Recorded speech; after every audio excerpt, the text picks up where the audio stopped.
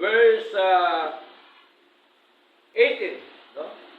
Matthew chapter 1, verse 18 up to verse 25. Okay, salitan po tayo sa wikang Banyaga sa King James Version, mga kapatid. Okay? Matthew chapter 1, verse 18 up to verse 25. Ako pong mauna, mga kapatid.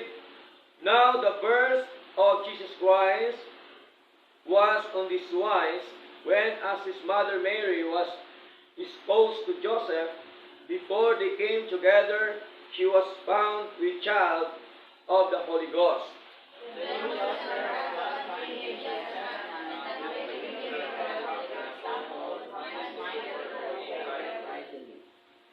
But while he thought on these things, behold, the angel of the Lord appeared unto him in a dream, saying, Joseph, thou son of David, fear not to take unto thee Mary thy wife, for that which is conceived in her is of the Holy Ghost. And she shall bring forth a son, thou shalt call his name Jesus, for he shall save his people from their sins. Now all this was done that it might be fulfilled, which was spoken of the Lord by the prophet, saying, Behold, a virgin shall be with child, and shall bring forth a son, and they shall call his name Emmanuel, which being interpreted is God with us.